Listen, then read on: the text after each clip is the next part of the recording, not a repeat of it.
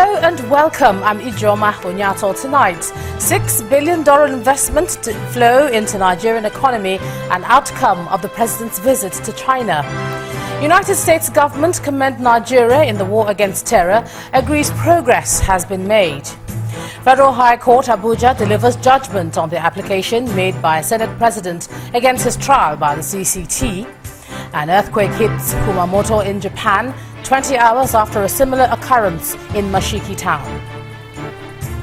On business news tonight, all is set for OPEC members' crude output freeze meeting in Doha. On sports news tonight, Manchester City avoid a meeting with future boss Pep Guardiola after being drawn to play Real Madrid in the semi-finals of the UEFA Champions League. And from Abuja, I'm Linda Kibe.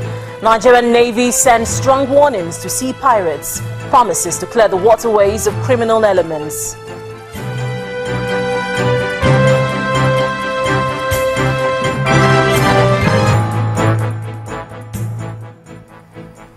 $6 billion.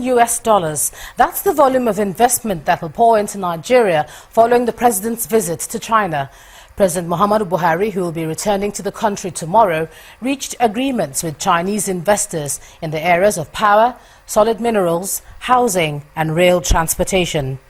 In the power sector, a Chinese company signed an agreement valued at $478.65 million for the construction of a 300-megawatt solar power facility in Shiroro, Niger State. In the solid minerals sector, a Chinese and Nigerian company signed an agreement valued at $55 million for the construction and equipping of a granite mining plant in Nigeria. And a total of $1 billion is to be invested in the development of a greenfield expressway for Abuja-Ibadan, Lagos. And for the housing sector, a $2.5 billion agreement for the development of the Lagos Metro Rail Transit Red Line project was sealed. Also, the Ugungwandong Free Trade Zone signed an agreement valued at $200 million for the construction of 2 gas facilities. About 100 Nigerian business and 300 Chinese firms participated in the Nigeria-China Business Forum, which took place a day after the president began his visit to China. The White House says Nigeria has made progress in combating Boko Haram, although the Islamist militant group is still a threat. White House spokesman Josh Earnest told reporters at a daily press briefing that the United States has assisted Nigerian authorities who are working to secure the release of the schoolgirls kidnapped by the militants in Chibok community. Well, we do feel as if the Nigerian authorities have made progress, both in terms of countering Boko Haram. There are kidnapped victims that have been rescued, but the threat still remains, and it is quite serious, and it's why the United States continues to be committed to supporting them as they counter that threat. In the meantime, the United States ambassador to the United Nations, Samantha Power, is set to visit Nigeria, Cameroon and Chad for discussions on the growing threats the Islamist sect Boko Haram poses to the Lake Chad Basin region. The visit follows growing concern over the threat Boko Haram poses to civilians across the region. During her visit, Ambassador Power will be expected to discuss ways to work with partners in the region to develop a comprehensive counter-Boko Haram effort that includes a more coordinated military campaign, improved humanitarian access and response, and expanded efforts to combat violent extremism. In Cameroon, where she is expected to meet with government officials and civil society in its capital, Yaoundé, Ambassador Power will also travel internally to meet with refugees, internally displaced persons, and Cameroonian forces on the front lines of the regional effort to combat Boko Haram. In the meantime, the British government is providing £32 million over the next 3 years for humanitarian assistance to some of the estimated 7 million people affected by insurgency in northeast Nigeria. The UK Minister for International Development, Mr. Nick Hurd, during his visit to Nigeria, said the funds, which will be channeled through the United Nations, the International Committee of the Red Cross and other humanitarian organizations, will be used to provide nutrition, food security, water and sanitation. He said the support is part of the numerous areas of partnership with Nigerian government, which also includes education for young people, especially the girl child, fighting corruption and power generation. We're appalled by what's been happening in the northeast, deeply traumatizing for so many hundreds of thousands of people, and we're determined to do what we can to help, and our help comes in two forms really. The first is our security partnership with the Nigerian government and the Nigerian military, where we're very committed to supporting training of the military and in capacity building so they're even better equipped to take the fight to Boko Haram.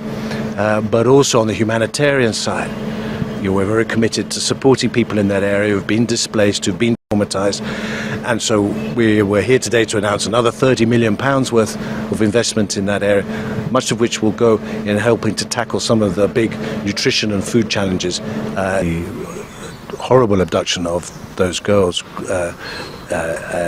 helped show was the space that's created if you don't provide for people. And we're determined that the future of the North East will be one of hope, and in particular for young girls, hope rooted in the chance to have a good education, and that's very important to us. And we know the statistics are very bad in that respect in the North East, and we're determined to work with the government to try and improve that and create an atmosphere of more hope and opportunity, particularly for girls in the North East.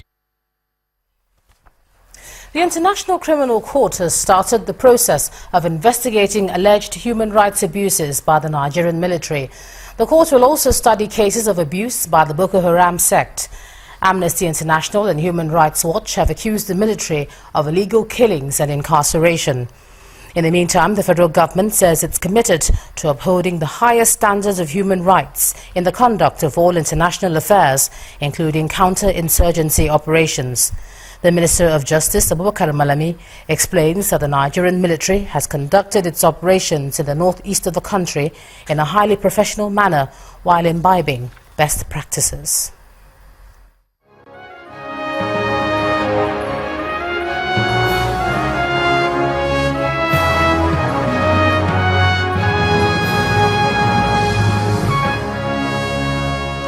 As the hunt for the missing Chibok girls continues, a lawmaker representing Kaduna Central at the Senate, Senator Shehu Sani, has asked the federal government to continue to explore the option of dialogue for the release of the schoolgirls. According to Senator Sani, any attempts to use force in rescuing them might backfire. Senator Sani was once involved in negotiations between the federal government and the deadly group. There should be a channel, there should be an open door for which the possibility of dialogue could be explored. The very fact is that the girls are now there as hostages of the militant group, and attempts to use force to rescue them naturally comes with consequences, as has happened in many parts of the world. So I think the option still remains open, that we should continue to explore all options that will make it possible to get them back home safe and alive. And also the video clip that has just come out should raise hope, is also a message that this abduction, first of all, there were persons who were abducted because there were people who thought that it was simply politics, and secondly, it also attests to the fact that these girls are alive, and thirdly, it should encourage us to continue to improve on what we are doing and as quickly as possible to achieve results. U.S. presidential aspirant for the Democrats and former First Lady of the United States, Mrs. Hillary Clinton, has pledged to support the Bring Back Our Girls advocacy group in the coming days. Mrs. Clinton wrote the group a letter on the occasion of the second anniversary of the kidnap of over 200 schoolgirls at the government school in Chibok. The presidential aspirant goes on to criticize Boko Haram's resort to the use of very young children as suicide bombers.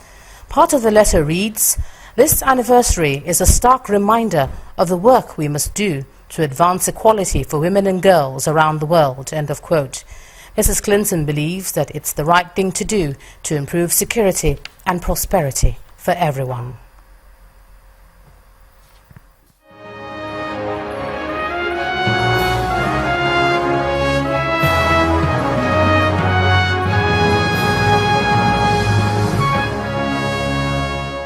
And in part 2, after the break, we'll be examining allegations of human rights abuses against the Nigerian military by Amnesty International and Human Rights Watch. That's in a moment. Do join us again.